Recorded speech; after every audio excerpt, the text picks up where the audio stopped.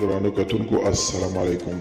زه محمد سلمان همدرد د حق غږ پښتو چینل خبري لنډیز کې ستاسو کوربه اوس تاسو پام را اړوم د مهمو خبرونو لنډیز ته.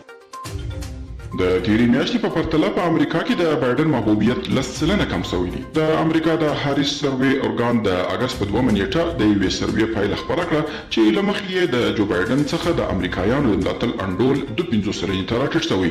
دغه شمېر د تیر جون میاشتې په پرتله 10% ټیټوالی شي. وروسته تر هغه چې په افغانستان کې تاوتریخوالي اوج ته ورسېد او په ترڅ کې د نیمروز ولایت هم د طالبانو لاسته ولوېد، د برتانیا پارلمان د دفاعي کمیټې غړي توبیاس ایلوویډ ویلي چې برتانیا د خپل ځواکونه بیرته افغانستان ته ولېږي.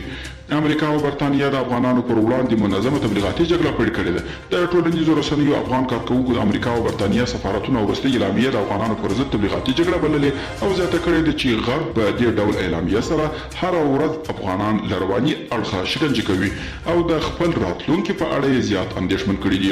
د روسیې پوځ ویلي چې دغه هیواد جټ الوتکو له افغانستان سره پر پوله ترمیز کې یو وار بیا خپل نمایشي پروازونه کړي دي.